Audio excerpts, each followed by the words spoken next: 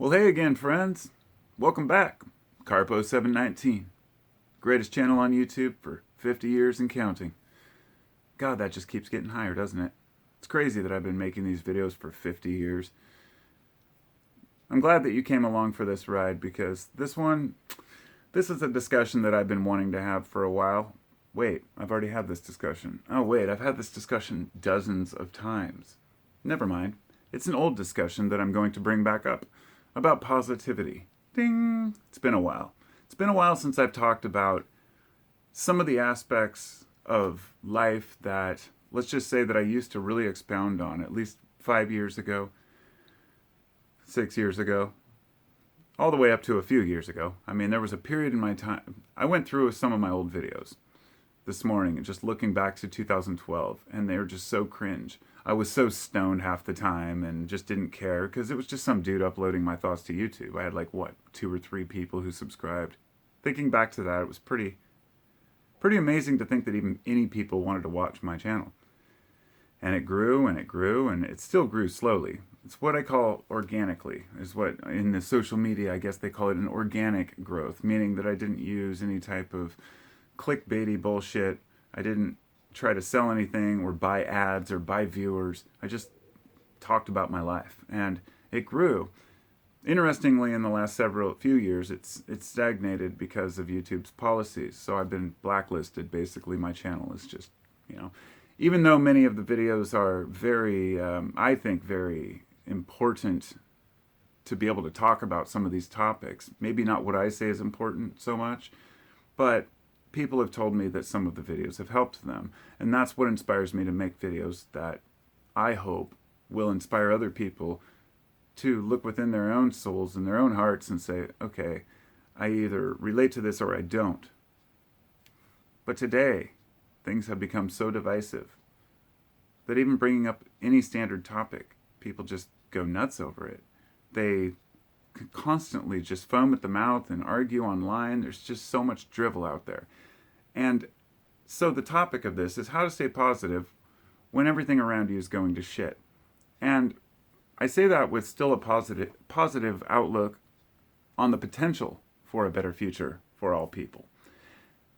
But there's part of me that says I can understand why the youth of today, and the youth, by the way, the youth are the representatives for our culture. You cannot ignore the youth the way we've been doing and just try to make more money for the rich and focus all your energy solely on profits and money. Because what we've done is basically ignored an entire generation or two. When I was a kid, it was probably the Gen X generation, one of the last generations to actually go to school, believing that when we got out of school, we could go to college, we could get a job, we could work and retire, we could be treated fairly, paid fairly, expect raises. All of that fell apart in the 2000s when corporations got greedy.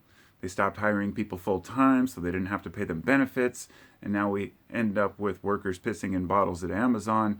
We've heard all the stories of all the ways that workers have been screwed, all the way back to the Pinkerton Security Agency, if you know who they are. They were founded to protect and defend a corporation that had workers that were protesting and demanding fair wages and fair work hours. They were gunned down, and many of them died. It's a story you should definitely look into. I'm not going to get into that here. Because like I said, I want it to be about positivity. But the reality is, a lot of people today don't feel that the future holds any positivity for them. So therefore, if the youth feels this way, they're going to be depressed, cynical, arrogant. They're going to be complete assholes. Because why wouldn't you be? If you feel like nothing's left for you because the world just doesn't care. Well, the last couple of years has really kind of sewn that one up tight. And I think we've acknowledged what the damage we've done to our kids even further in the name of protecting a few other people. This idea that the children are worth sacrificing, right? Kids don't want to feel expendable. The way to keep positive during times when things are shitty is to find your niche, to find something that suits you. I hate to use the word faith, but you have to have some faith in yourself and the potential for you to find something better. Because no matter how crappy we feel at any one time, the only way we can go is up. Don't let yourself go back down. Life is a cycle, and I feel like a lot of folks, when they get to a low point, they think that, oh, this is the end. I'm just done. Life isn't worth living. And life is definitely worth living.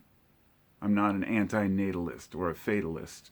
I don't believe that, humans really can spend too much time in that dark place without bringing themselves back out and laughing about it, because otherwise we're dooming ourselves. This is why I believe psychedelics have been such a crucial tool in so many people's lives, mine included, because they bring you to what they call a little death, a mini death. It might be like the Tibetan Book of the Dead was based on the psychedelic experience, actually, which was a book written by Timothy Leary and Ralph Metzner. I read it when I was about 15, I was about 17. Fascinating book, and it was based on the Tibetan Book of the Dead, going through these bardos and these growth, these points of growth in your psychedelic experience that represent points of growth in your life, and then eventually the acceptance that all comes to an end. I feel society is trying to prolong our own suffering rather than enjoying what we have. So, with that said, finding something that moves us should not be based on whether or not society deems that to be valuable, whether it's profitable, whether the thing that we're interested in or that we do is actually beneficial or new or amazing. Everybody's looking to innovate and create something new. Truth is, what you've got to do is do something well. Doing something new is fine. Doing something that is needed in life that's just better than what someone else does, that's business, and that's how it should be. It influences people to want to have better products, to grow better vegetables, right? They want to be better than the next guy. Today, all of that's been wiped aside by the fact that corporations, and I'm not going to go into this, but they get subsidies, kickbacks, tax breaks, and not only that, but they're able to dominate markets. Therefore, they don't have to answer to anyone. They just say the vegetables are what they are. When the small guy tries to sell his product or his raw milk, they get, harassed with it being a dangerous product. And it's a strange time to be alive because the government has never put their foot so far up people's asses as they are today. And the interesting thing I've learned is that when you call it fascism, there's always somebody who will say, no, it's not fascism, it's just society. But others who will say, yeah, I like fascism. They won't admit that. But there are many, I didn't know this a few years back. There are many people who associate and call themselves fascists. They enjoy having that type of dominating leadership telling them what to do. It's an interesting paradox because they're also often the same freedom type people. But the point being here, and I'm not trying to offend anyone who considers themselves anything, is that what it really comes down to, regardless of what your beliefs are politically, religiously, health-wise, spiritual, you have to decide for yourself, and you can't allow the world to influence who you are. Because if we allow social media to dictate what we think is important, the garbage edited videos on Instagram and pictures of people who Instagram is a good example because it's a well-known place where people will post pictures of themselves that are edited. The fact that we're living in a day when people can edit their own bodies, shape, size, color, and then put it online, and basically we're living in a virtual reality, and that's depressing to a lot of people. To a lot of the youth, it's very exciting, and it's something new and fresh, and that's all they know. The truth is, as I get older, I'm only 46, but here I am, the old grumpy man saying, technology these days. But I was always that way. I like things simple. I don't need a lot. And maybe that's the key to happiness. Maybe that's the key, is to just not need a lot. Because it doesn't mean you can't have a lot, or that you can't work towards the things that you want. That's important. But I don't see any need for the buying of, $1,000 pair of sneakers or the brand new iPhone. Stand in line for a few days waiting for a phone because it's the latest version, even though in your pocket you're holding basically a 1-year-old phone. That to me is mass, not mass delusion. It would just be mass psychosis, I guess. I feel that really society is in a mass psychosis, and I know people disagree with that. They will say, well, it's the old let people have nice things.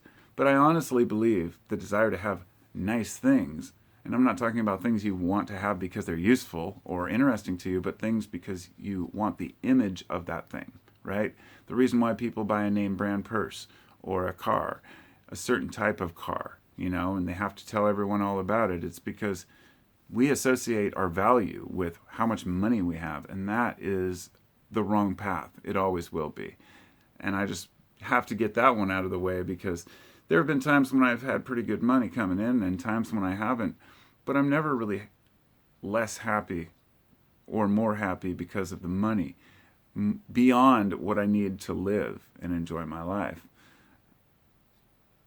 But living in today's world, you would think, I thought as a kid that maybe we would have grown past consumerism, because I was fed all the advertisements when I was a kid.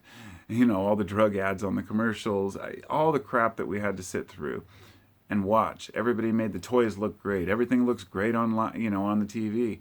Finally, the internet came and I was able to watch something without having to worry about advertisements. Cable actually was the answer to that, but then you start finding out that, okay, I've got cable and I'm watching a movie and I don't have to see any ads during ET. And then all of a sudden you see Pepsi and Reese's Pieces. As you become an adult and you start seeing how you're marketed to, now there's no shame.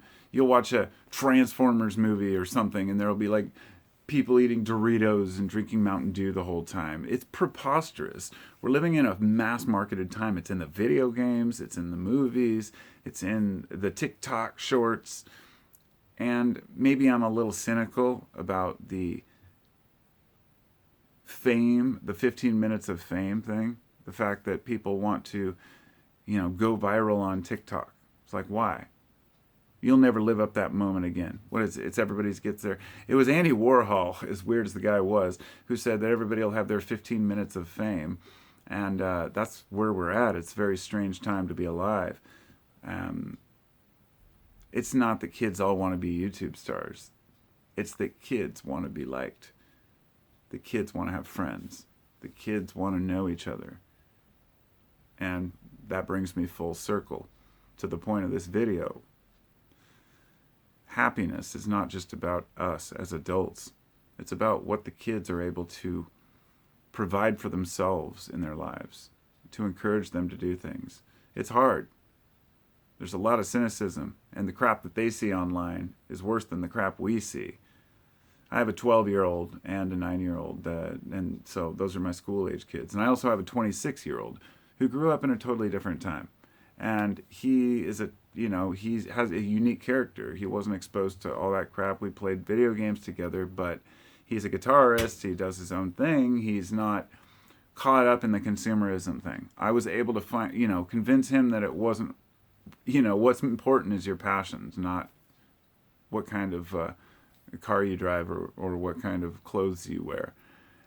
And at the same time, my younger kids, they know this too, but they are immersed in a completely different world. The digital age is omnipresent. It's impossible to escape. And so I think all of us could do better to unplug more often, obviously.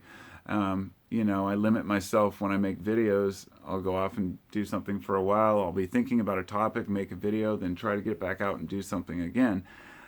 It's like we can easily be pulled into a completely different world. Maybe that's why the whole metaverse thing is just cringe to me. I mean, I've even as a kid thought, virtual reality just seems like it would just be a complete disaster. But we'll see how that turns out. But I think that all of us could do better to control ourselves and be happier with spending more time with family and friends. And the last couple of years have made that hard. So it's time for us to get back to our lives, and I think all of us could use a swift kick in the ass these days. Those are my thoughts. Thanks to my subs, thanks to my patrons.